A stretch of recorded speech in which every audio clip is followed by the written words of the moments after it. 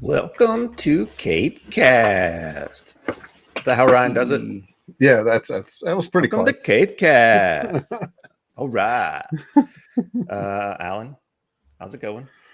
Good, Brandon. How about you? Good. Alan. I'm doing well. Can't complain. It's been the family is on spring break. Hello, Ryan. Yo. Welcome to CAPECAST. Hey. Actually, you're over here.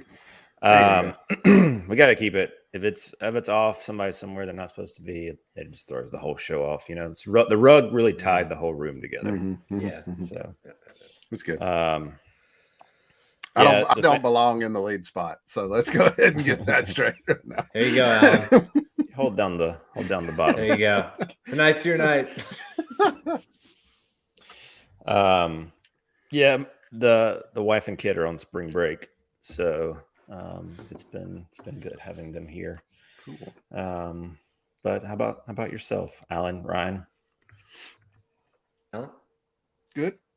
Everything's been good. We finished up our bathroom. Finished up the bathroom up here today. I saw the pictures. Put the last bit of caulk in there. So yeah, TMI. I ran all the caulk chokes that I could while Mandy was working. She's pretty tired of those. So yeah, got them all off before I came here though. So we're good.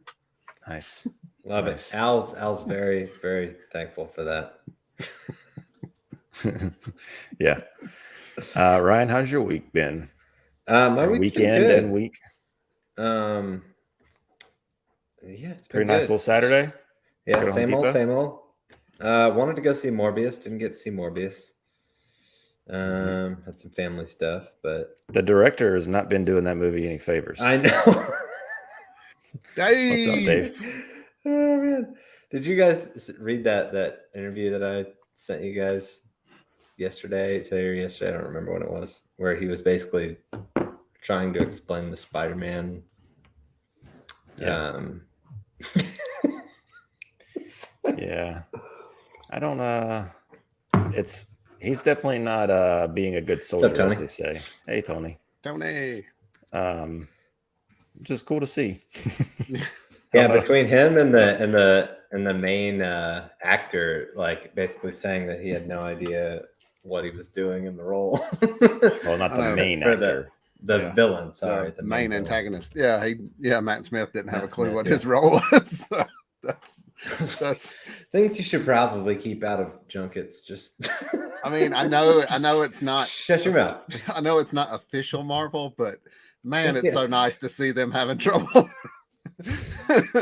I texted Brandon on I guess Friday, and I was like, well, it's kind of, oddly enough, it's kind of nice to have some drama that's not centered around the Snyderverse. I know, right? Exactly.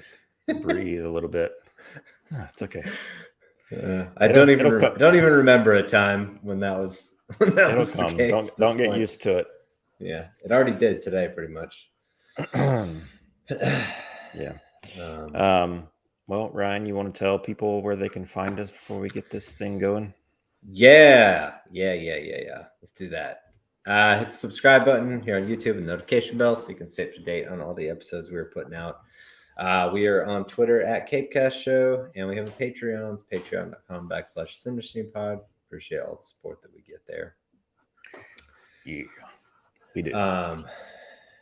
Brandon, you get us started. I still got to post to Instagram to let folks know we live. Okay, we'll do. Well, it would help if I went ahead and pulled up the slides, but I didn't. Okay, here we go. Yeah. All right. So first thing, as usual, start with DC. There's only a few DC things. Not really. We got to touch on before we switch to Marvel. We got to touch on the WP stuff today because we can. It'll be fun. We think it'll be fun. I hope so. No, I mean talking about it'll be fun. You never know. Yeah. So just a little anytime that David F. Sandberg is in the news, I enjoy talking about him because I just like him. He's a good guy. He's a good one. He's an easy, Keep him he's around. An easy one to. He's an easy one to like. Yeah, like, oh, that was the end of your sentence. I thought you were saying he's an easy one to like, and you were going to say something else, but no, you were just he's an easy one to like. He is. And that's correct. That is correct. He is an easy one. He is, and he's funny. He's very funny. He is. Yeah, he was doing an AMA. I think we mentioned him doing an AMA last week, but one of the questions that got posed was what other superhero would he like to direct, and he basically said that he would have said, well, I'll just read the quote. At one point, I would have said Superman, but when there are so many different expectations and hardcore fans, you're going to piss off so many people no matter what you do. Seeing how people react to things like The Last Jedi makes me want to stay away from things like that. Shazam! Was perfect in that there hadn't been any adaptations before. There are still people who think it was done wrong, but it was on a manageable level, which is true. I mean, that's kind of the beauty of a lot of this Marvel stuff that's come out, like in phase 2 and 3 and so on, is they're adapting a lot of characters that aren't like, that haven't had any kind of treatment or haven't had much treatment when it comes to media. And so they kind of get a pass when it comes to adaptations, or a little bit more of a pass, because people just are like, oh, this is I don't know this character. This is cool. They don't have so many iterations. Like Batman's had so many adaptations at this point in Spider-Man. So you get those not my whatever character, insert character type hashtag. Sure. But yeah, it's I think that's pretty telling. He's been pretty open about kind of how he views filmmaking, and he's a good personality to follow. Like, he's pretty lighthearted about everything, but you can see like the real lot of the parody that he puts out there, that there's some digs that come with it. So what did you guys think about it? Real quick here, have you guys seen Guardians of Justice on Netflix? I just looked it up, Dave, when I saw that. I wanted to learn a little bit before I commented, but I have not to answer your question, but I think Diamond Dallas Page is in it, so that's kind of piqued my interest a bit. And what was Walter White's son, Walter Jr., wasn't that his name on Breaking Bad? Yeah. He plays a character in it as well. Denise Richards, man, they got some. Yeah, that's what I'm saying. Some old school talent. They went Andy Milonakis. So I didn't even know this was a thing. I didn't either. Like, that's what I mean. Like, Dave's coming in with the deep cuts. No, I didn't know anything about that. So, well, do you recommend it, Dave? What's the consensus? I'd be interested to see. I have to look up a trailer if there's one out there for it. But did you guys have anything to say about the whole, I guess, the state of like fandom kind of pushing directors from not wanting to tackle certain IP? Because I don't blame them. Yeah, I mean, you certainly would have to have a thick skin or just tune it out. Yeah, I mean, I don't know why anyone would want to do like a Star Wars project, like a Star Wars movie, and that's why there hasn't been a feature film in a while. You just had TV stuff, but especially, well, I guess, and also like it seems like they've taken that note when it comes to films, at least in the Star Wars universe, and be like, all right, let's pump the brakes on like the Skywalker trilogy or saga or whatever, and let's adapt some things that people aren't so sensitive or beholden to. When it comes to mainstream, at least. So, which is unfortunate because it puts directors in a pretty studios too, but directors especially in a bad position. If they have any kind of vision or take. Like we've seen with DC stuff, they don't like takes. People don't like takes. They're very beholden to their older adaptations to a fault. Be interesting to see how that evolves, because like at some point those people will age out, and you just wonder what will be latched onto next. Like as I don't know. It will be fascinating. Yes. Another regular. Hello. Hey. How's it going? Alan, all caps. That's right. Dave says, yeah, give it a watch. I'm not sure what to think about it. Worth checking out. It's basically Justice League. Interesting. The cast has got me intrigued. Yeah, that's not definitely necessarily from a pedigree standpoint, but intrigued. Yeah. I mean, that's what I was going to say. It's definitely like a melting pot of personalities there. It's got me interested. I'm gonna check it out for sure. Yeah. Cool. Yeah. I guess the only other, before we'll get into the other seemingly DC stuff, we'll twist it into some DC stuff. Everybody mistakes you too indirectly. Yeah. You guys are going to give Al a big head, is what's going to happen. He's going to walk around.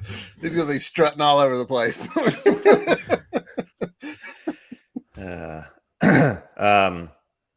Yeah. So the Batman has hit 700 million globally, and then we'll get into Marvel later. But Morbius also did pretty well, 84 million. Considering very well. We'll see how much legs it has. I feel like the buzz is going to kill it, and the talent is not helping generate a lot of that staying power for people to go and check it out. But it is interesting to see a lot of the hot takes when it comes to the box office and the Batman and the spin, and not that it's doing bad. It's not, and it didn't open in China. It's I think Suicide Squad, like its theatrical run ended up 700 plus million with no China box office, so a similar situation. But obviously there's a lot of things that play with this. People can blame COVID, and people can blame fatigue, or they can blame 3-hour runtime. There's a lot of things that they would put on it, but I still think it's for a 3-hour movie. I think that's still pretty good. Kind of coming out on the tail end of people being it's also not a kid's movie. No, that's true. They're always going to loft these comparisons, especially when it comes right after Spider-Man No Way Home and it crushes at the box office. Right.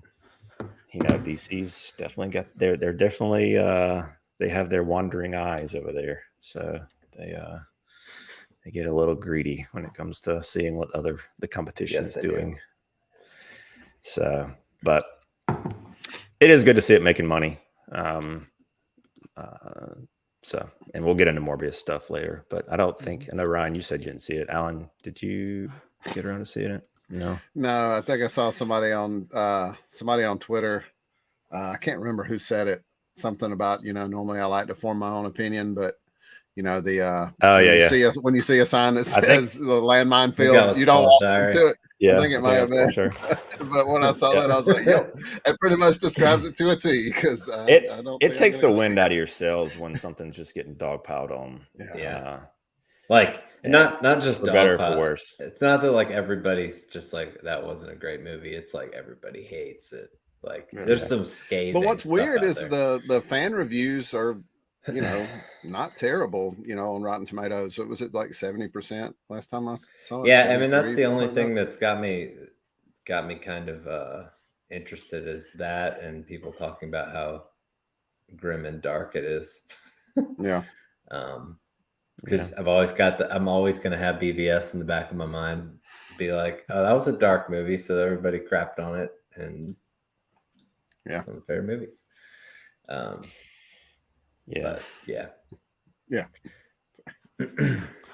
So I guess before we get into Marvel, you mentioned that you wanted to talk about some. That's worth mentioning. I mean, there was if you're on Twitter, it's hard not to have seen it. Dave, feel you. Yeah, not a fan. Yeah. But basically the Warner Discovery firing brigade began today with Jason Kilar, Ann Sarnoff, and it was the third. HBO Max. Somebody from HBO Max. Yeah.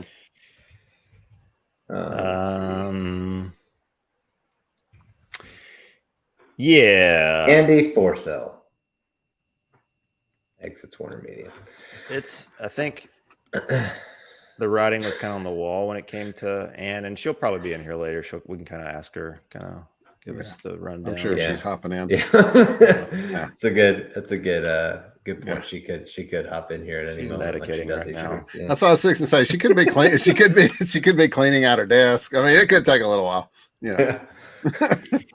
Yeah, and I think the thing for me is like, this is, I mean, I would say good, but I think that at least on the Anne part, I feel like she's just a mouthpiece for higher up directive when it comes to the things that she's kind of taken on. A lot of the hatred she's gotten from the Snyder community specifically.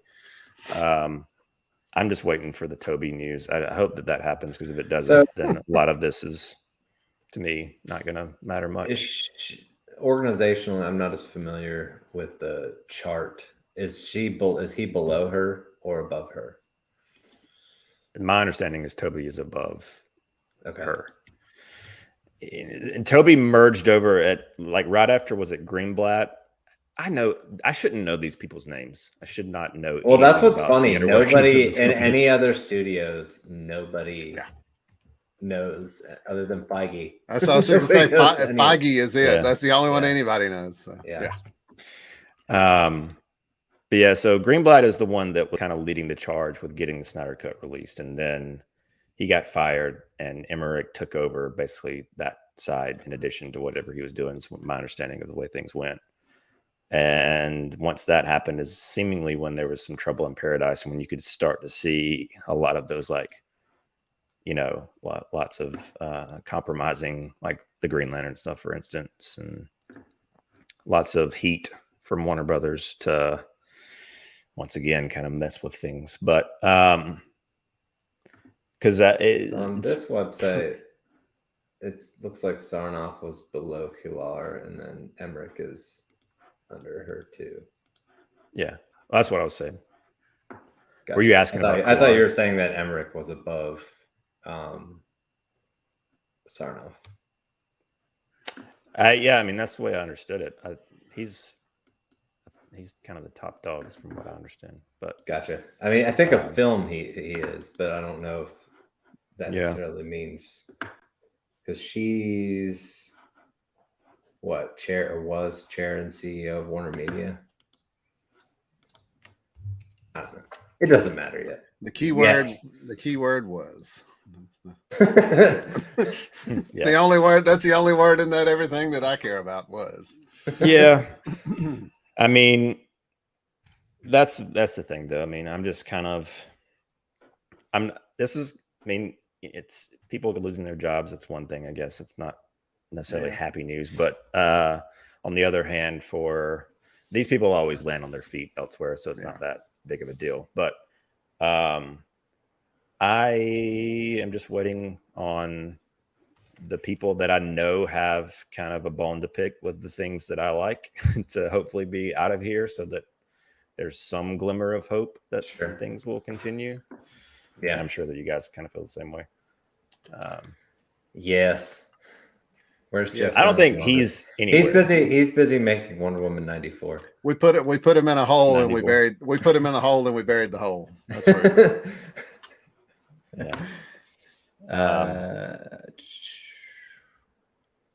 as the lady, it's upsetting to hear that Anne's a mouthpiece for higher ups. I really hope her idiocy is all hers. Well, she'll come in later and she'll let you know. Yeah, she'll let you know all about it. There's plenty of idiocy in the comment section shortly. She'll be here. Washing hands. What's up, Henry? But yeah, so I mean, we'll see. I mean, it's definitely gotten our bubble of the Twitterverse a little active today, which is to be expected. But yeah, I mean, I think the Hamada and the Toby Emmerich angle will be of interest if there's any movement on that front, but we'll see. we shall see. Typically, the way these things go, they do clean house, but Toby's somehow managed. He's like a cockroach. He's kind of managed to stay on board with all these. So this is recent... Warner. This is Hollywood Reporter. Warner Bros. Motion Picture and Television chiefs Tony Emmerich and Peter Roth will report to Sarnoff. So he's under her. Good to know. Hey, we'll see. The more you know. We'll see. Anything else? And there's not really much to say other than just it's just it's all hopeful stuff. Like it's nice to hear these are not names that are positively associated with being pro Snyder at this point. So it's always nice to be potentially moving in another direction. You never know how things are going to shake out, but yeah, and it also sucks because can't get any worse than it is now. I remember when Keelar came on, we were pretty positive on a lot of things he was saying, and then it's almost like he got a new directive at one point and just was very quiet. Yeah. And then you hear, I think Dave Film Junkie mentioned on one of his streams that, Zach never got any kind of like thing other than thanks, like a text from Keelar or something for after the Snyder Cut came out, like something to that effect. So yeah, it's interesting, but he'll land on his feet. They all will. Yeah, I mean, I don't know. The other thing too that we were kind of talking about earlier, like even if these folks aren't axed at the moment, like you never know what is going to happen when new bosses come in and want to hire their own people, and so it's all going to be, everything's going to be up in the air. I'd imagine for a while. Yeah, I've seen Entourage. I know how this works, man. Right, they bring in their own teams.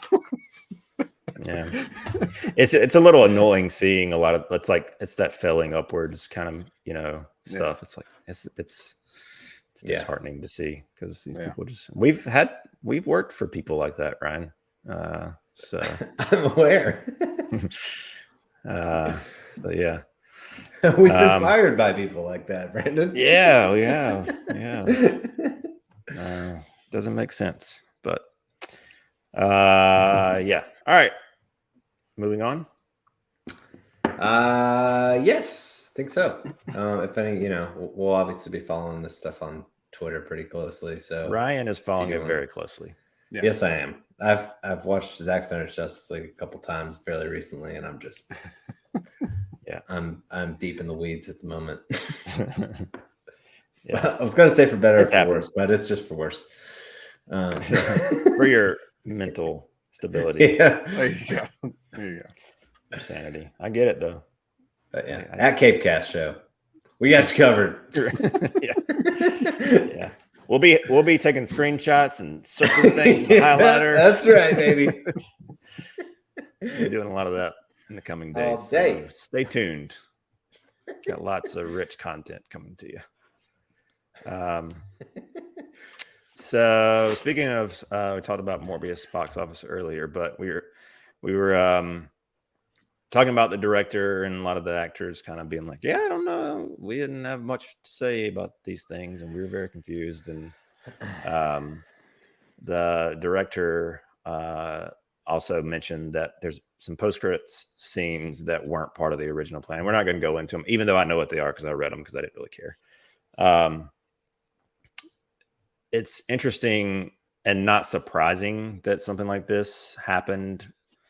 You've got to think that when this movie was originally coming out, there was one version of this movie, and then after the progression of time, and especially with Venom, because it was supposed to come out before Let There Be Carnage, I believe. This movie is just been forever. Sorry. Yeah. But then you see like the way things have kind of transpired with the MCU, Spidey stuff, and Sony's like, I don't know what's going on their end as far as it's obvious that they're trying to leverage some things and use this momentum that they've gotten from the MCU partnership. And they're doing the thing that all the studios do that aren't Marvel, which is we gotta get our team up stuff going, and everybody's tried and have different varied success when it comes to it. And it seems like they're doing that again. And retroactively, and that's kind of the word that I would use for this post-credits scene. It feels very 2017 Justice League theatrical in terms of what it says for what they're wanting to do going forward. But also not even surprising. That good, huh? Not surprising though. I don't think anybody wants people, you, Alan, whoever, anybody that hasn't seen it sees what they're doing. You're not gonna be surprised. It's not like it's what you would expect. I actually saw somebody dropped it on like a cam shot of it on Twitter, and I caught it before it pulled. Yeah, and it's funny, but I don't want to say anything else because some people may want to. Yeah, I don't want to say what it is, but yeah, I mean, it was very much Lex Luthor, Deathstroke. Well, that's what I was gonna say. Dadgum butthole. I was gonna say that, and I refrained from saying it. I'm sorry, I didn't know what you were. I didn't say who was in it or anything, but whatever.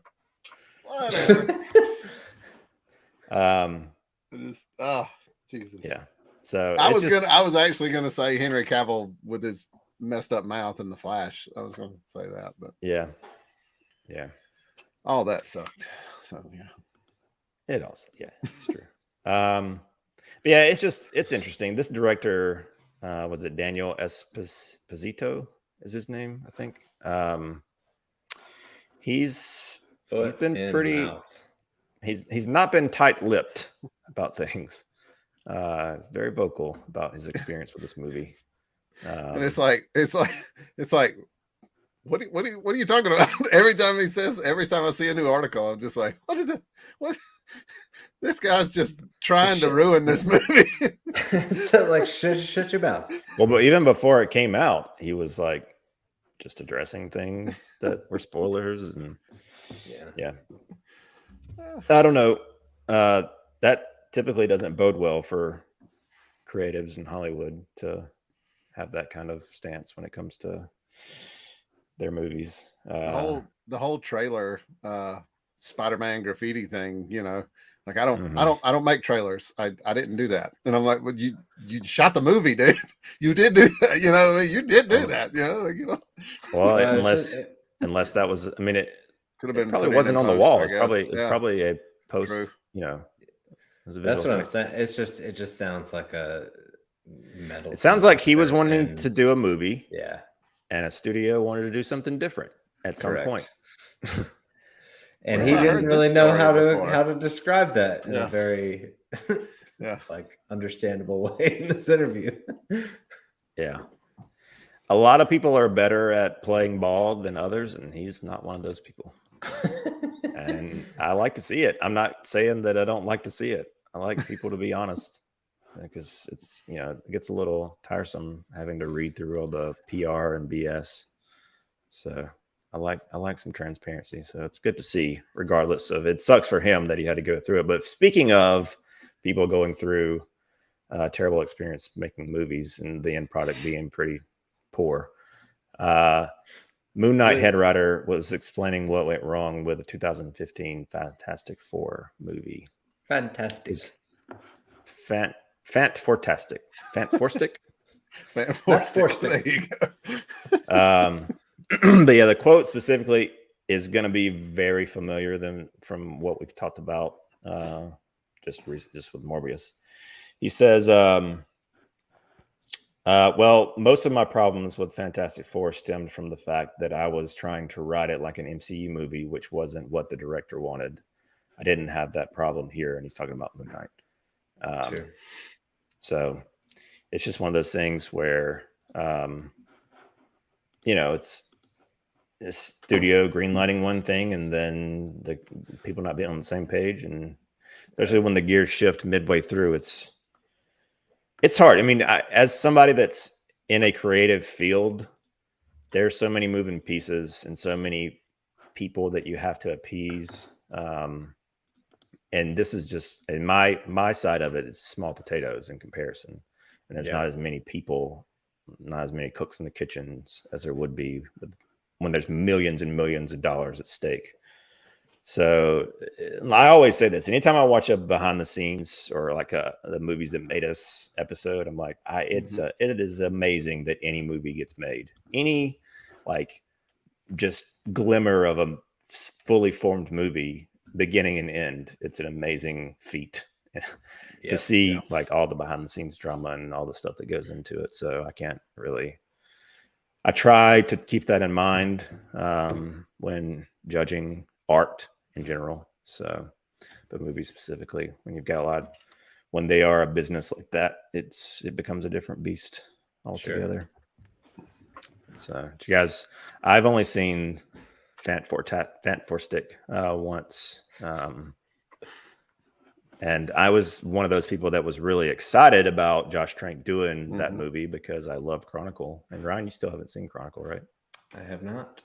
Yeah. Everybody in the chat, you hear that? Get on Ryan.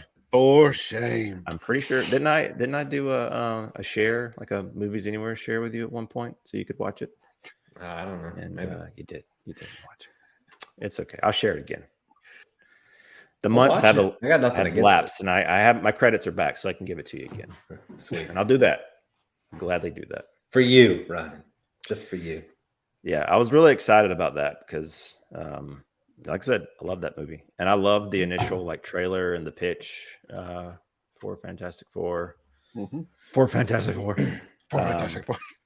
And what came was not great. And it's interesting because talking about people kind of talking about their experiences and burying the movie when it comes out, Josh Trank definitely was one of those people. He did I think it was a 4-episode thing with Kevin Smith on, it was either his Batman show or it was his just regular Smodcast. Anyway, he did that building 3 episodes prior to the movie and him talking about his experience working on this movie and how he got to where he was.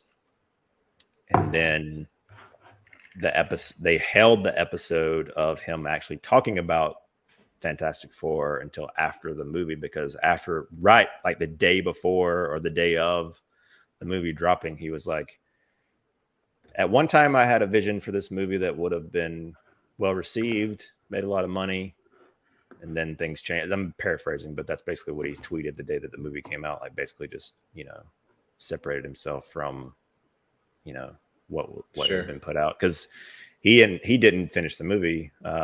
What's the guy that was kind of the Foggy of the Fox Marvel stuff? He ended up directing X-Men. Singer? Nope.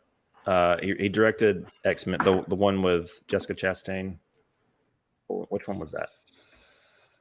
Not Days of Future. Dark Phoenix. Dark Phoenix. Yeah.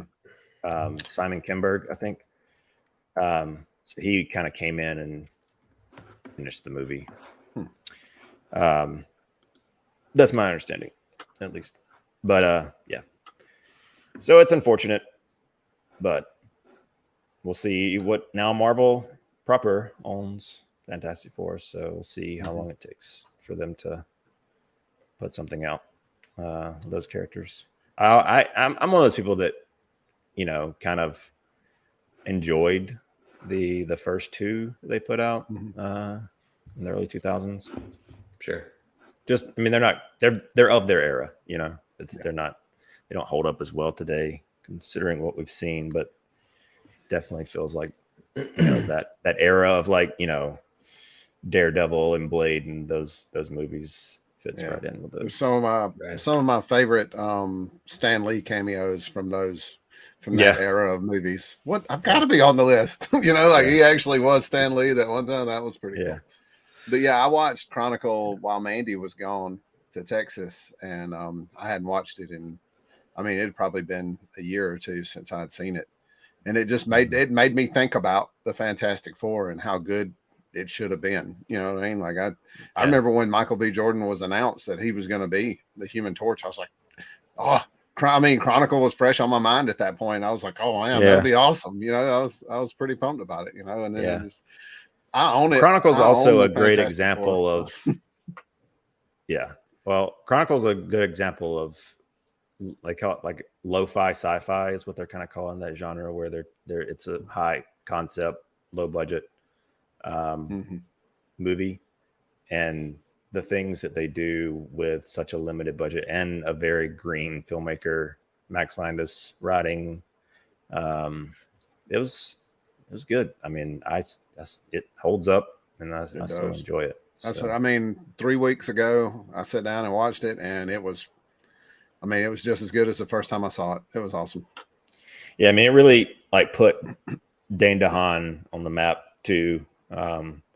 And I mean, Michael B. Jordan had already been established through The Wire, I guess, but definitely like gave him a little more attention as well. And the other guy, I don't know what happened to him, but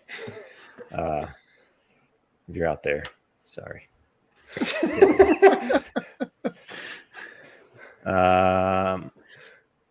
Anything else? I don't think so. Okay. Who would we want to see as a villain in a new Fantastic Four? Oh, what's up, Tony? We got Tony. We got another Tony. Hey. A new villain. Well, I still would love to see them do Doom right, but you know, we've kind of gotten a Galactus. Yeah. To a degree. And that there's still been hints of possible, you know, Von Doom stuff in the new Wakanda Forever movie as well, like kind of early introduction of him, maybe something like that. So yeah, for whatever reason, that'd be cool. He's always been appealing as a villain. Yeah, yeah. He was a good villain in the first two. He's the one you always think of when you think of Fantastic Four. Love him in Ultimate Alliance as well. Didn't Marshall, not Marshall, Lawrence Fishburne?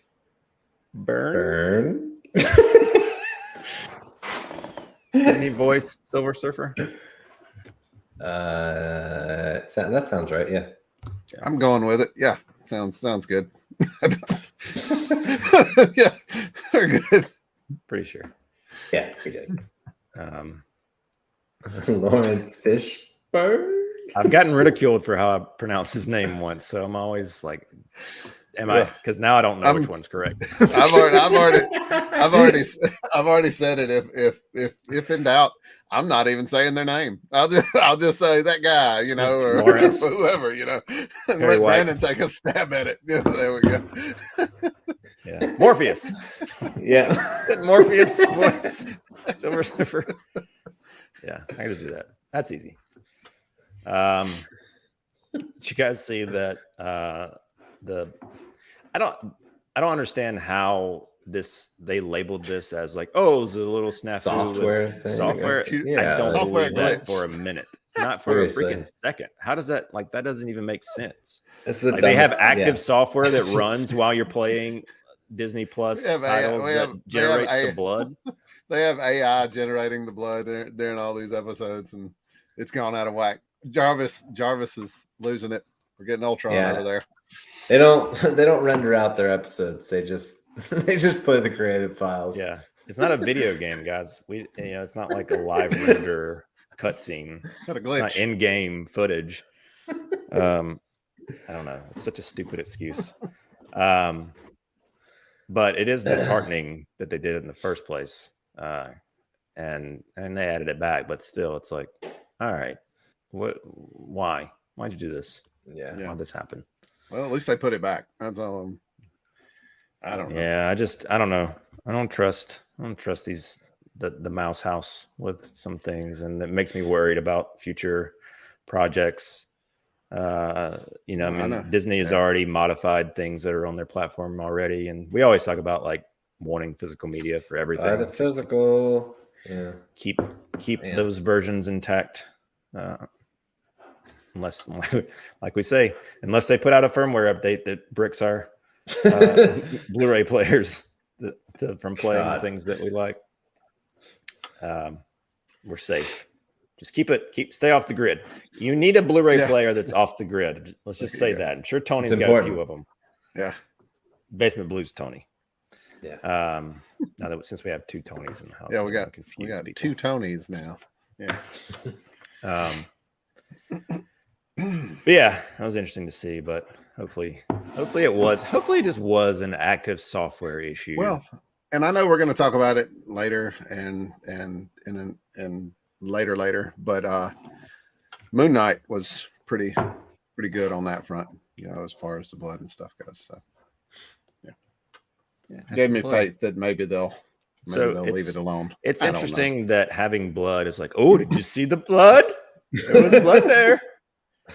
That's how like, I don't know, because it's Disney. You don't expect it. It catches me off guard. It's unfortunate that's like, oh, they got blood in this one. Yeah. I mean, Thor stuck an axe. Red blood.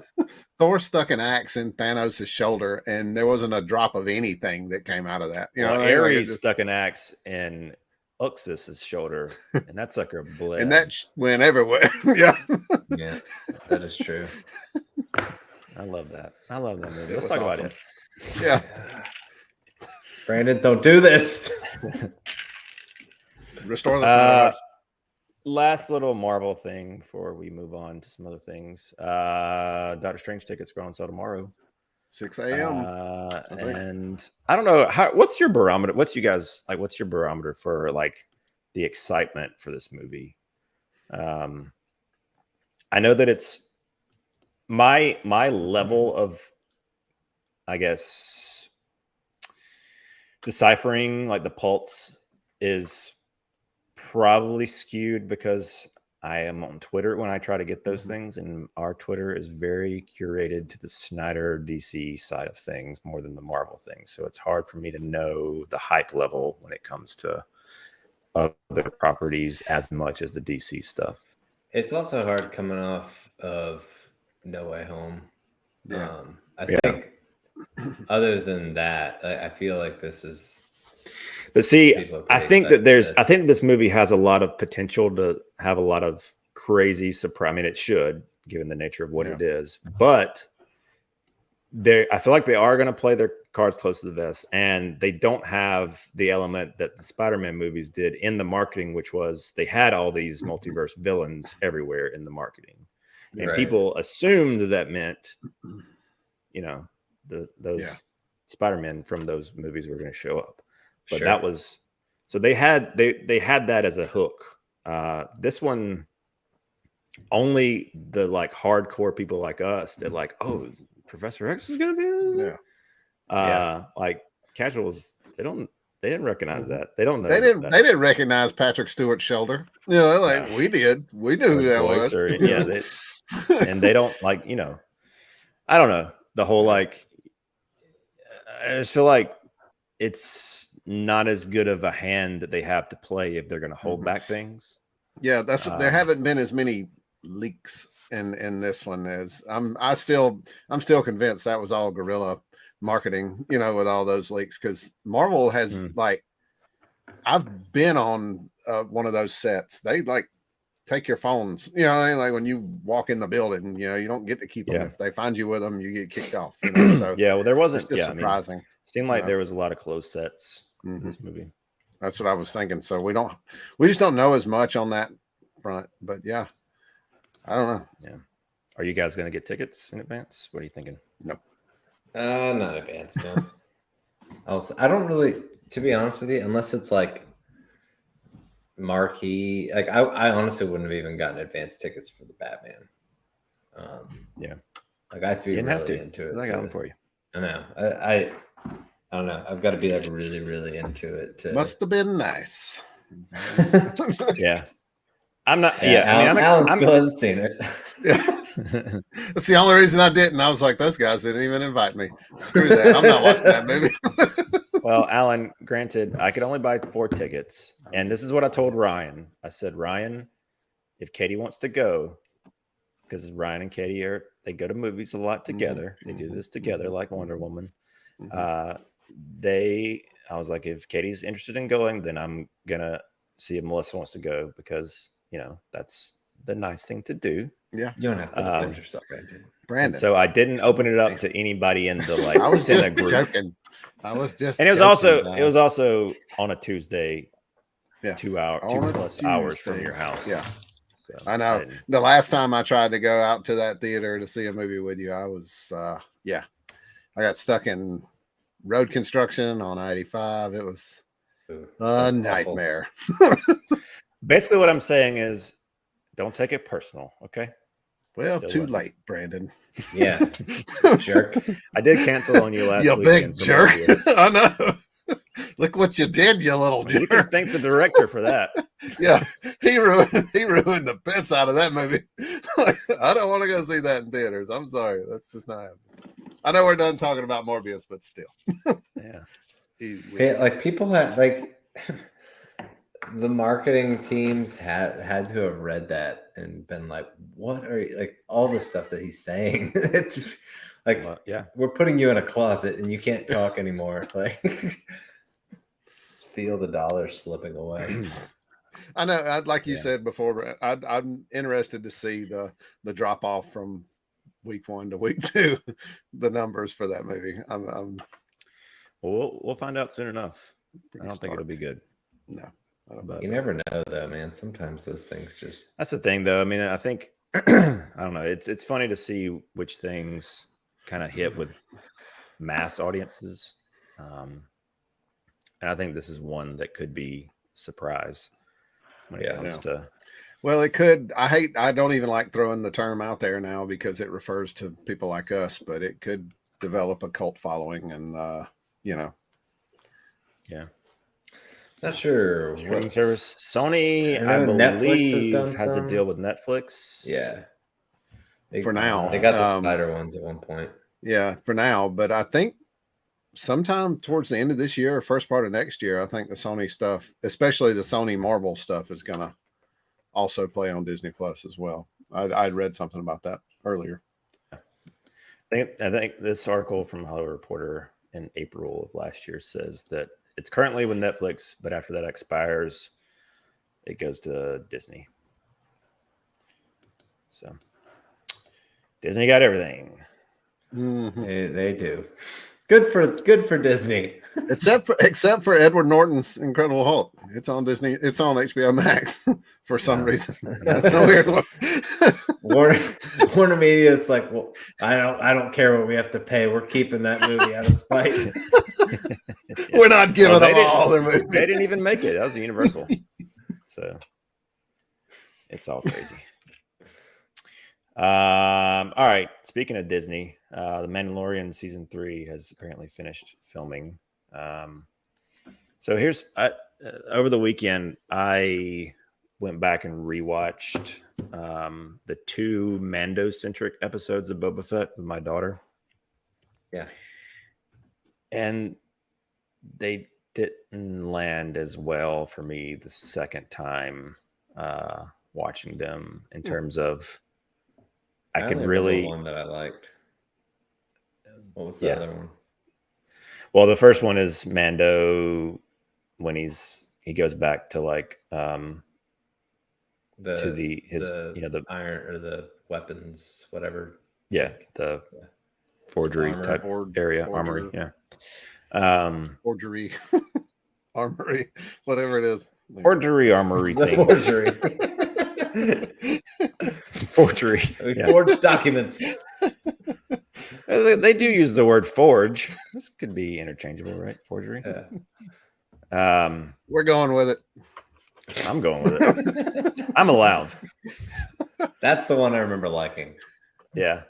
And it was, I'll say this, it was a lot better than, it was the least of the offense, like as far as like really feeling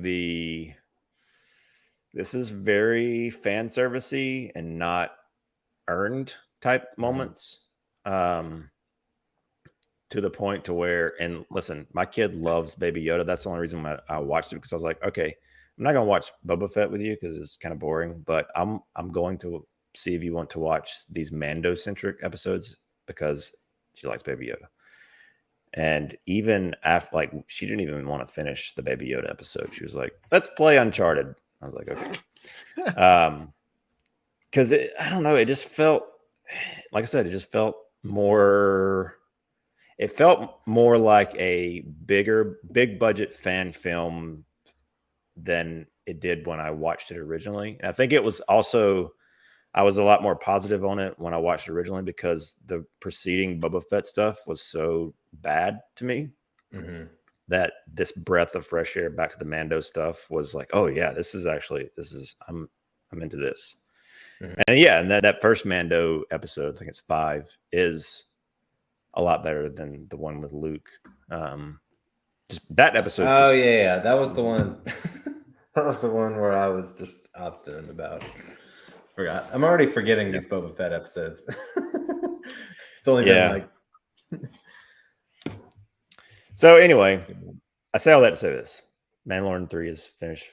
Mandalorian season 3 is finished filming, and I'm just curious what your guys like right now, coming off of 2 seasons of that and a season of Boba Fett that you didn't really watch. I know Ryan only watched the last half of it. And Alan, did you watch? Same. Yeah, just the last half. Once you told me the Mandalorian was back on it, I started watching it. So that was, I think a lot of people did. Yeah. If I'm being honest right now, as far as like Star Wars shows go, it's Obi-Wan Kenobi. Like, you know, imminent Star Wars shows, not like they've got all their stuff announced, but imminent Star Wars shows. Obi-Wan Kenobi, and then everything else is like. There was speaking of, and I'm not going to say what it is, but there was an Ahsoka leak apparently that came out today or yesterday, or I saw it today, that I think you'll be into. I'll just say that, if it's true. Okay. Not a leaked photo from the set. Gotcha. If it's true, again, internet. It was a leaked photo, or it's just a leak? Supposedly a leaked photo. I saw the photo. Gotcha. I didn't send it to you because if it comes true, I'd like for you to be surprised. Okay. I'm that kind of friend. Thank you. We'll see. But I am excited about Ahsoka because I liked her. But even that's kind of another flying thing. under the radar for me right now. Like, no one's really kind of talking about that one yet, I guess. Yeah. But yeah, I don't know. I'm kind of I haven't really thought about it, but I'm kind of bounty huntered out at the moment. It's unfortunate. I really wish they didn't do the Boba Fett show, especially after seeing it. Like, it kind of.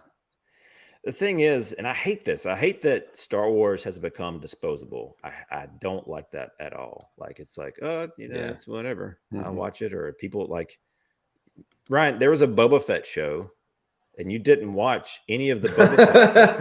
I know. Like, that doesn't even make sense. Yeah. So I don't know. It's unfortunate. And it goes back to, I don't know. It just goes back to like some we've talked, we kind of beat that one to death, but like some characters are kind of like meant to be left to the imagination. They're like, there's so much stuff you can do in Star Wars. I just don't like that they feel the need to like fill every little gap in every character's timeline. They also kind of fall into that trap of making everything feel smaller than it should be by always relying on these connected characters and bringing that stuff back up and man has to take a bath in the waters of Lake Minnetonka. I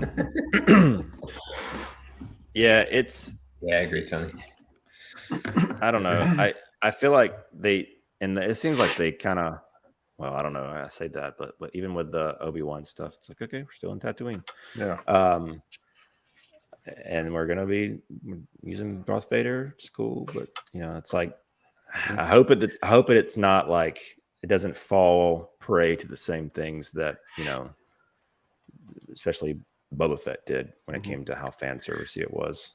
That's what I was going to say. It seems like this galaxy far, far away is about the size of it's about the size of Royston, Georgia, because everybody knows each other.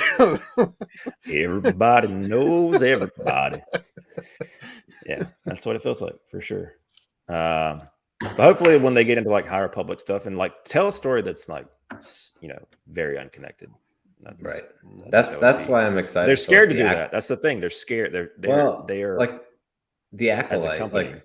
Like that show is one of the ones that I'm most excited about because I feel like, okay, finally we're gonna get out of this bubble here that we're in. Yeah.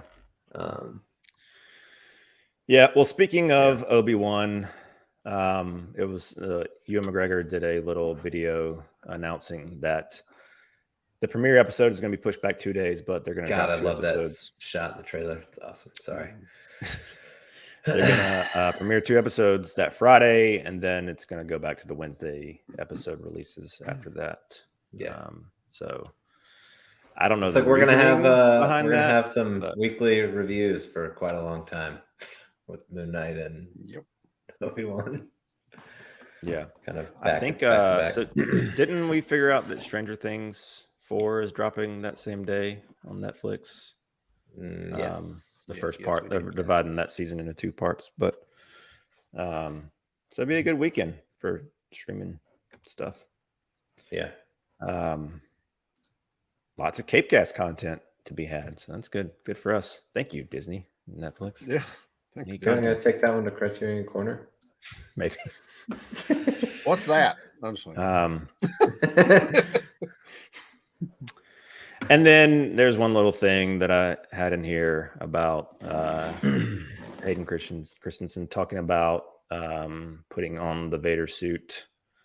I've always been, I guess, curious as to what role Hayden is going to play in this Obi-Wan show as an actor. Not necessarily Vader, but Hayden specifically, because if he's in the Vader suit, he's not going to be doing the voice. As long as James Earl, I don't know. I haven't heard. It'd be amazing if they used Hayden Christensen's voice, like horribly modulated it. Yeah, they just took his voice but made it sound like James Earl Jones, and then what was or just didn't. They just used his voice and like teched it up a little bit. Yeah. Yeah, I don't know. Is he just going to be a glorified stunt double? I mean, are they going to do?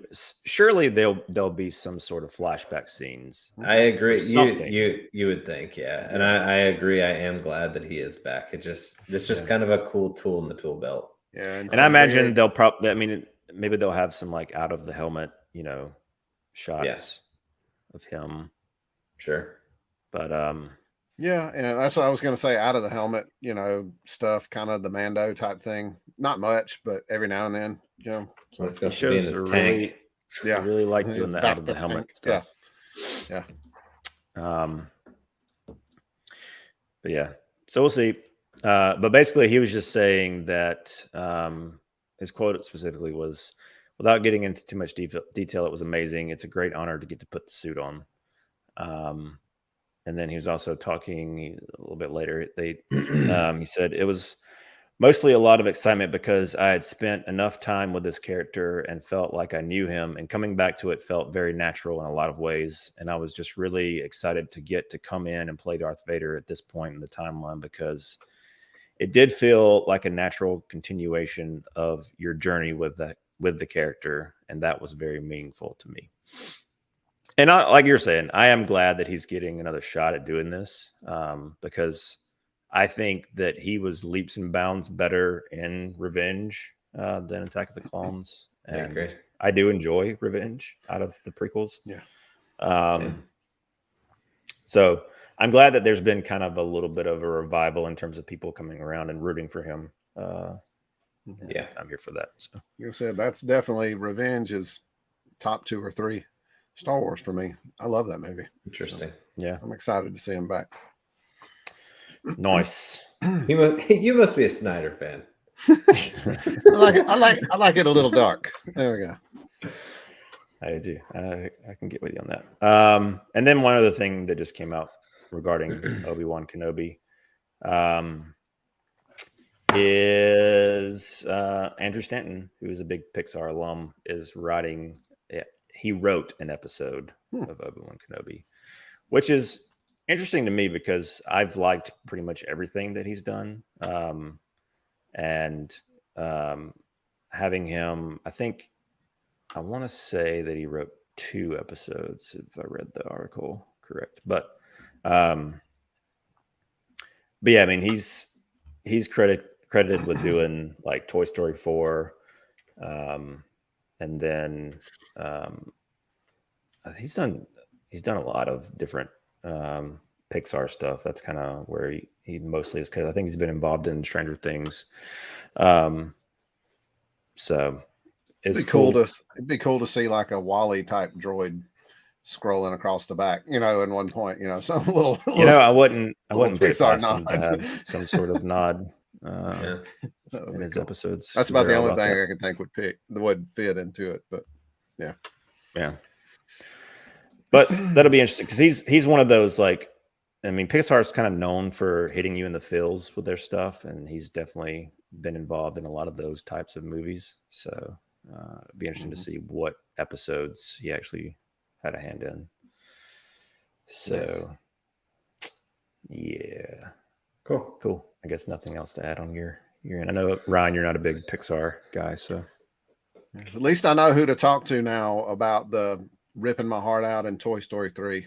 When they're going into the fire. Have you ever seen that video of the guy who edited the end of that movie? Edited the whole movie, but just cut out the end of it. Like, it goes to showing them holding hands going into the fire, and then it fades to black, and it starts playing a very like solemn "You Got a Friend in Me," and he films his mom's reaction to her watching that ending, thinking that they all got burned to death. Oh, so great. Dude, I had Trey with me when we took him to the theaters to see that, and his look, he looked up at me like, what have you taken me to see when that was happening? I was like, oh my God, I just ruined my child's life. I was like, there's years of therapy fixing to come out of my wallet now. I didn't know what was gonna happen. Nice. I guess real quickly, some miscellaneous section stuff is we do finally have a release date for House of the Dragon, the Game of Thrones prequel that's coming to HBO. It's coming Game of Thrones v. Lord of the Rings. Yeah, coming out 2 weeks, I think, before Lord of the Rings starts on Amazon. The Ring of Power. And with this announcement came a few posters, more than this, but this is just a few of them that I grabbed. For Bezos to like jump it by a week. There's no way they're coming out before us, and then they jump them, and they just decided to release them both. We've got one coming out next week. Yeah, there we go. Yeah. The interesting thing that's going to be about this, and it kind of ties into what we're talking about with Star Wars venturing away from the familiar. This is going to be a good litmus test for that, because there's a little bit of familiar with this when it comes to Targaryen stuff, but there's not going to be any tie-in characters, so to speak, because it's a long time before all those characters. I don't know what the general. I'm not a huge. I mean, I watched the show, but I wouldn't consider myself a huge Game of Thrones fan. But every time I look at anything posted about this, all the comments are so negative. Like, they're so bitter about the last 2 seasons. They're like, "Why am I going to watch this?" It burned a lot of people for sure. Yeah, those last 2 seasons definitely. The last season specifically, they just cut a lot of corners. They're done. You could tell they're just ready to be done.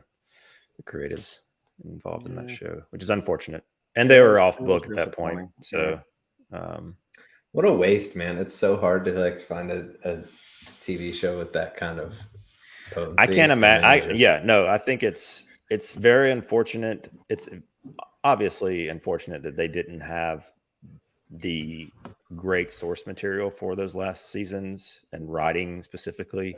I know it's an adaptation. There's a difference adapting a thing, a written book to the screen, but they had a very good base for everything up until, kind of the last couple seasons. And then you also tie that with the showrunners kind of being like, all right, we've done this for 8 years now, or however long it'd been, plus 8+ years. We're kind of ready to move on to other things, and we can't wait on George to finish his books, and HBO is not going to give us the time that we need. They want to continue to capitalize on this hype. Sure. And so we got to get it out. And, it's one of those things where instead of doing a full 10 episode season, they're like, we're doing 7 episodes this season, but they made some of them longer than usual, but still it was like, whereas in previous seasons, you'd get so many like journey episodes where there's characters on a journey to a different city. They just cut every corner they could. They're like, all right, now we're in Westeros. That's true. Or not Westeros, but now we're in, like King's Landing, and now we're, back in Winterfell or wherever. Like they wouldn't show anything in between. The next episode, they'd be like what would have taken months for them to travel in the earlier seasons. They just cut out all that stuff and cut out a lot of the character development. So, but anyway, based on this, I think I texted you, Ryan, about it as far as like excitement. I'm not like stoked about it, but I do love that world and having different creatives, fresh creatives on this property. I hope will bode well for the series going forward. I think somebody that's excited about the material and excited to do something, hopefully that'll pay off. So, we shall see. And the Targaryen like element, the dragon element, is like it's a no-brainer when it comes to a spin-off Game of Thrones show. The dragon element of Game of Thrones was a very big selling point for a lot of people. And so hopefully that'll be the case. And the Targaryens that Daenerys's dragons were named after are the 3 Targaryens that are going to be featured in this show. So we will see how it goes. It's got a lot to live up to, at least for the first 6 seasons of Game of Thrones. Yeah. That's why I was interested to have when you were, because you started watching it to where you could just watch the whole thing completely through. Right? And so you didn't have as much of that like weight and build up and theorizing and all this kind of stuff that the rest of the fandom did. And you just watched it through. And a lot of the complaints that were lofted at some character traits, or like, was this earned? Was it not? I was curious to see what, especially Daenerys's turn towards the end. Like a lot of people didn't think that was earned. You got to watch it completely all the way through without any of these breaks. And, it seemed like you weren't as hard on it as a lot of other people were, but you also weren't as invested either. So, yeah. And at this point too, it's been so long, even for me when I watched it. I just remember the last being like the end of it. I don't even remember if it was the last season, the last 2 seasons, but I just remember it feeling really like it took a left turn. Yeah. It was almost like a director had to step away and another one stepped in and changed the feel completely. It was weird. Sorry. Is that what happened? Oh, yes. Yeah. Too close to home. A little bit. Almost. That's not what happened, but yeah, I understand what you're saying. But no, I'm excited about this one. Like I said, Matt, I've said it before. Matt Smith, I love the guy. He was my favorite Doctor, and very good. That's the only reason that I wanted to go see Morbius. Fan. That's the only reason I wanted to go see Morbius, and Terminator Genesis. Yeah, he's a big fan of source material. Yeah. Does a lot of research. Yeah. So I'm excited to see this as well, just because he's in it. Cool. Not Morbius though, but everything else. Yeah, I got you. Did you guys know? There's definitely a lot of sex position early in the show. It's true. It kind of goes away towards the end of the series. Yeah. They use enough to get people hooked and watching it, and then they gradually it's HBO, like it's an HBO show. That's what it is ultimately. Like, yeah, it is what it is. Looks like Paramount released the pilot of Halo Online for free and I actually watched Halo, the first 2 episodes, and I'll talk about it later. But that gives me the indication that it's not performing super well on Paramount Plus because there's not a lot on Paramount Plus. I don't know. I read, yes, I thought I read something about it creating a huge spike in there. I'm sure it did. But I'm sure it did, but there's not a lot there to begin with. I mean, as far as like movies that have come from theatrical to there, you've got Clifford the Big Red Dog, yeah, and Jackass Forever just went on there, which is why I subscribed for a month so I could watch that. And Scream, the latest Scream is on there now. But then as far as originals, I don't know. I know that the Yellowstone people, 1886 and the like, I think they have those on there to some degree. But yeah, anyway, I'll talk about it later, but it's just interesting that they put it out for free. Sure. Pilot. That's usually an indication that they need to get more eyes on it to get people to come over. And then Sonic is coming out this weekend, and Jim Carrey has been in the news a good bit, but he was talking about that he had wanted to do the round suit for Robotnik. And I was always, every time I've seen him, I'm like, yeah, it'd be great if he was, big, plump, fat, like Robotnik. I don't understand. I mean, I know why they probably didn't do it, but still, it's like, come on. This is the character. Yeah. Just do it. It's true.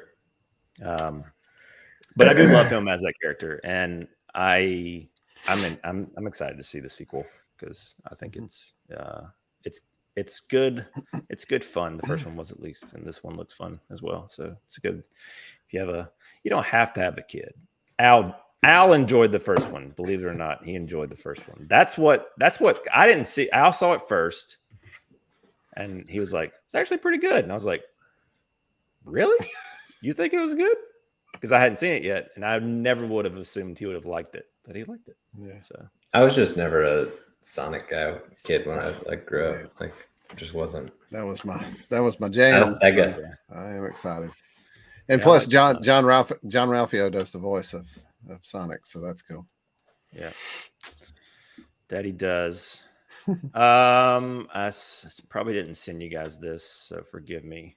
But there was a trailer for Guardians of the Galaxy, the new ride. It's coming to Epcot. Did either of you see that? Yeah, Britt. Did either of y'all see that trailer? No, I did. I saw it. I did see it. Okay. I assume nobody here has yeah, come on. Fact people matter too. I assume because it's in California that neither of you have ridden the Tower of Terror version of Guardian of the Galaxy. They basically reskinned the Tower of Terror. The reason I haven't watched it is I haven't Cosmic been to Disney Breakout World, or something like that. World since I was 8. Yeah, we'll be soon, I'm sure, at some point. Well, they're doing a Guardians ride at Epcot. They put out a trailer for it. It's not really a trailer of the ride. It's more of just promoting what the ride could be. Yeah, not could be, but it gives a hint. It's interesting though that they don't use the voice actors for this trailer, and that's strange to me considering they all reprise their stuff for the thing that they have in Disneyland. But all of them, I don't even think they show Gamora in this trailer. Maybe they do, or maybe she's in the background. But it's like Peter Quill with his helmet on, so they don't have he's Pratt in there. And he's asleep, so you don't even have to use his voice. They can't get him to wake up. I didn't see Drax anywhere. Yeah. Well, And like I said, no Gamora so that I can remember. But yeah. And then the voice, it's definitely not Diesel or what you call it? Cooper. Yeah, Bradley Cooper. Mm-hmm. Thank you, Alan. Yeah, you good, man. I got you. Diesel Cooper. Old Diesel Cooper. But yeah, Tony was talking about, I do want to go to Disneyland. I want to go to the Avengers campus. I want to check it out. Did you guys see the video of Moon Knight walking around the top of on Twitter? I saw a little clip of that. That was pretty cool. That got me pumped. I was like, yep, I'm flying to California. Just going to go find that guy. Epcot is... Hey, give me your suit. Yeah, unravels it. Although, there we go. You got the SpongeBob 3 hours. Come on, man! It took me 4 hours to get this thing on. Yeah, Epcot to me is definitely in need of more rides because they're the park that doesn't have like at least thrill rides. They're the ones.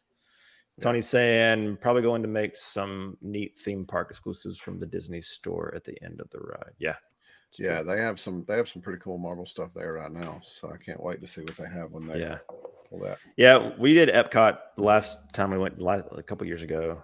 It was the last day, and it was definitely the most it was still fine, but it's the most underwhelming of all the 4 parks to me. It's our first day park because usually when we get there, we're gonna walk into the park at lunchtime or later. So we go ahead and just let that be it. I try to do the beer crawl around the world and don't ever make it all the way around. I'd expect nothing less from you, Alan. Yeah, let's say, you know what I mean. You got to take it down there with me. You know, getting drunk at Disney. Fun. Yep, can't beat it. Yep, that's what I do, man. Nice, drunk everywhere. I mean, it is. That's what it's kind of famous for, is like all the different little areas with the different types of food. You know, the cuisines that they have and different. See, Ryan, you'd love Disney World.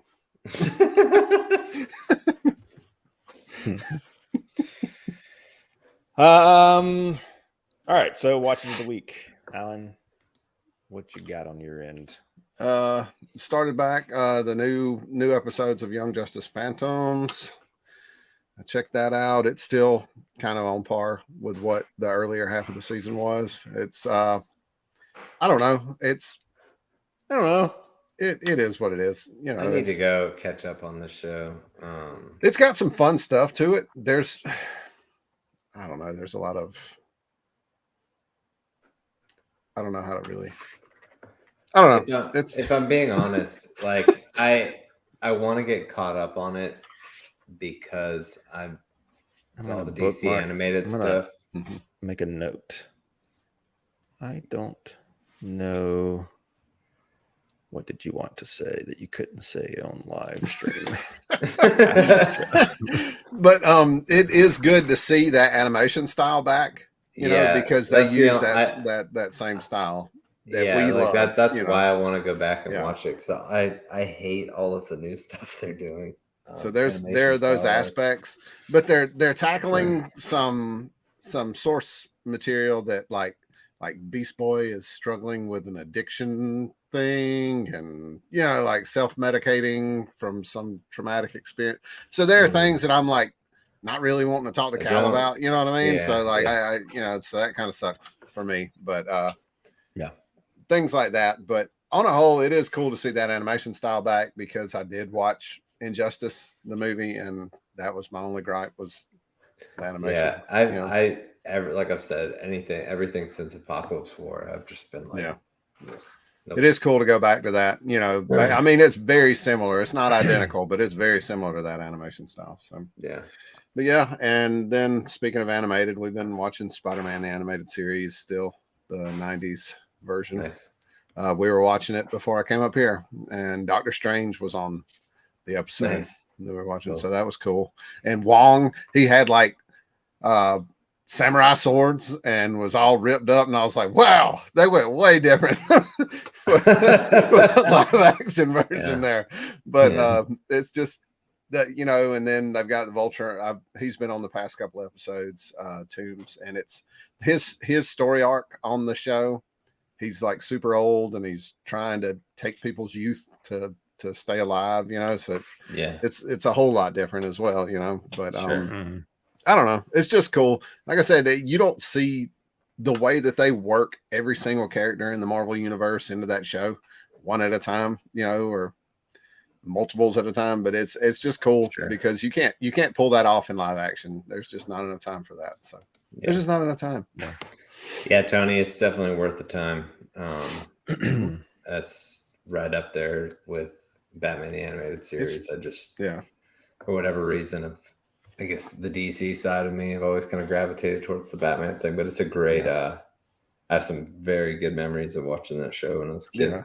Yeah, Cal and I are having a really fun time with it. So, like I said tonight, we rewatched Moon Knight, and then I was like, I want to watch something else comic book before I go upstairs, for CAPECAST. So he was like, how about Spider-Man? So that's what we watched. We watched Spider-Man. So It's fun stuff, Tony. You'll enjoy it. And then obviously Moon Knight, but we'll talk about that. So yeah, we'll talk about that. Cool. Right. And you said you didn't watch anything other than Moon Knight, correct? Nope, not geek related. Gotcha.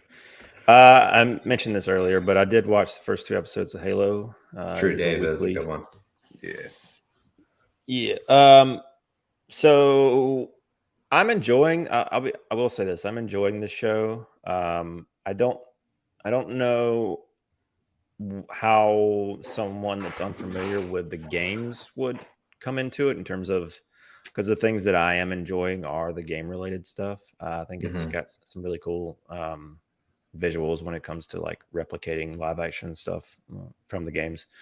I think it's a shame that they feel the need to, and this is not just this show, but every show as of recent, have their masked character unmasked most of the time, which is what they do here with what is his name? The Shriver guy, not Leave, but I think it's his brother maybe. He's the mustache guy in Orange is the New Black, the officer. You guys are okay. Well, I was like, I recognize this guy. He's a Shriver. I don't know which one was what his first name is. But anyway, and he's fine in the role. But the thing is the guy that voices Master Chief in these games, they've had the same guy, and it's so iconic when it comes to that franchise. And Cortana, which Cortana hasn't made her appearance yet, but she's coming. I can't hear this character with any other voice. When I see that suit, I hear that voice, and it doesn't feel like it should be this guy.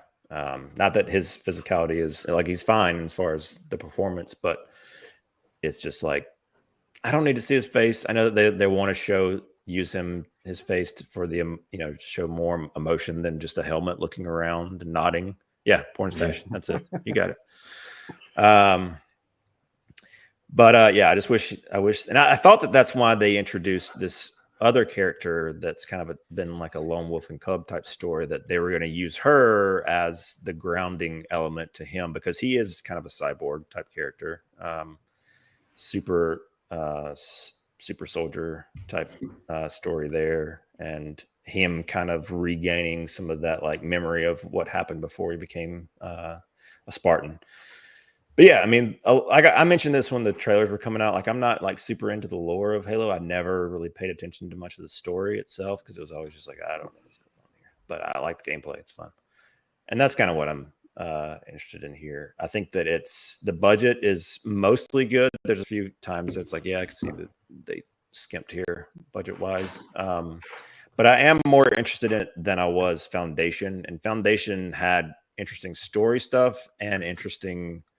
Or not interesting, but good budget and good visuals, but lacked on the the thread that was they were kind of needling. It was just hard to follow and not fun to watch.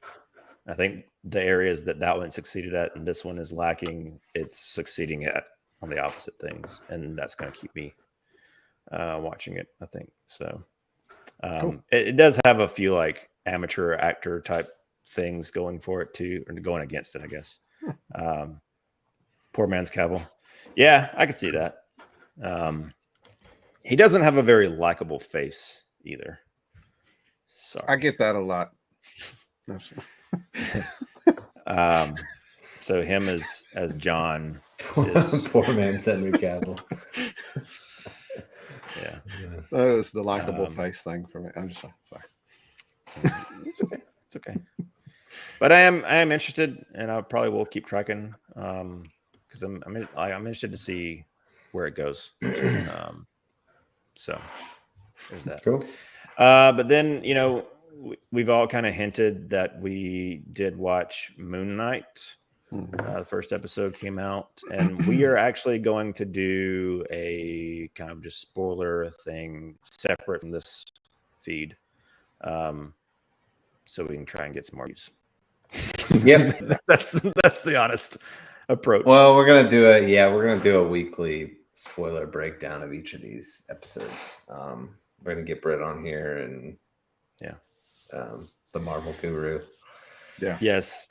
And we may end up, because of the nature of this show, we typically go on Tuesdays. These episodes release on Wednesday, so we're trying to navigate recording since we're a day before. So, hopefully we'll be able to get those out in a timely manner after they drop. Yeah. But do we want to give any just like surface level thoughts? I think that we're all into the show. I'll say that. I don't want to say too much, but I mean I think it's fair to say that we all enjoyed it. It was top tier compared to the rest of the Marvel stuff that they put out. So tune in whenever that video tomorrow. Imagine it'll drop tomorrow. Yeah, I'm just in time for the second episode to air. Tomorrow morning is my goal. Catch our recap of the first before you watch it. Watch that. You didn't need a companion piece to go in episode 2. Yeah, sure. Yeah. Did you guys have any physical media purchases this week? I bought the comic and I posted it earlier. Look at Alan. Look at that. Look at that ring light reflection. Woo. Is that DC ring light or is that Doctor Strange? It's Doctor Strange. That's somebody's looking for a poor man's Henry Cavill. The DC versus vampires. I don't know if anybody's read any of that. Brandon, I'm waiting until I get all 12 issues, and then we're gonna do a read along, and you're gonna love it. Read along. I've already thought about it, and I'm gonna do like you guys remember Book It, where you had to read so many books and you get a personal pan pizza. We'll do that for you, Brandon, except you'll get like vinyl or something. I'm pretty sure they've got a Pizza Hut out there, right? We do. That's a thing. We do, but see, the only thing is, as of this week, no dairy for me, so can't do pizza. No Are you testing? I did a food sensitivity test. No dairy. Gotcha. No dairy. For me. Yeah, it's bad for me too. Because everything I love is dairy. I know. I'm very hungry. It's bad for me too. I just eat it and deal with the consequences later. Guys, or let somebody else deal with it. I drink like 3 gallons of milk a week. So I wasn't really drinking milk besides half and half, but I like cheese and things that come from milk. Ice cream. Yeah. But so you guys make sure to keep an eye out for my post. I'm going to try to start posting any of my physical purchases as far as comic book goes, especially onto the CAPECAST account on Twitter. Nice. So make sure you like it. So Alan's got the reins of the CAPECAST account now. So if you see some nonsense on there, it's probably Alan. It's gonna get weird. I'm just gonna go ahead and tell you, it's gonna get weird. We got 3 guys throwing content up on CAPECAST show. So we're gonna have to do more than enough. That aircut account. Admin 1, admin 2, admin 3. All right. Nobody else had physical media. We actually do have a new coming soon graphic this week. Now that Morbius is out, we've got DC League of Super Pets coming out. The year of DC continues. I know, it's finally started. The DC League of Super Pets. Yeah. So that's what you got. We mentioned that movie, but it is funny to make fun of. Yeah. I think we're all excited for that one. So Doctor Strange and Thor: Love and Thunder, which a lot of people they keep saying that there's going to be some Thor trailer. I think they just started the campaign for promotional stuff, interviews and such. So a trailer will probably be imminent, but who knows when. And then we mentioned earlier Doctor Strange stuff is on sale tomorrow. So if you're going to see Doctor Strange, get your tickets tomorrow. Anything else? Yep. I don't think so. I guess I can tell everybody where to find us again. Do it. Hit the subscribe button here on YouTube and the notification bell so you can stay up to date on all the videos we put out and when we're going live. We are on Twitter, like we mentioned, at CAPECAST Show. Always talking all kinds of comic book news there. Alan posting some of the cool stuff he buys. And we have Patreons, patreon.com/CiNEMACHiNE Appreciate all the support that we get there. Indeed. And I will say, like Brandon mentioned, keep an eye out. Tomorrow we will be putting up our review of the first episode of Moon Knight. We'll be doing a weekly review series for that, and then probably a weekly review series for Obi-Wan after the fact. Oh, look who it is. Right, just in time to leave. It's Brent, bitch. All right, say hi to everybody, Britt, before we go. Hey, it's just in time. Your mic sounds great tonight. Appreciate it. I've been working on stuff. Nice. He's a pro. We're amateurs. He's been working on stuff, guys. That's your tease for the Moon Knight review. Yeah. All right, we'll see y'all on the other side. Take care.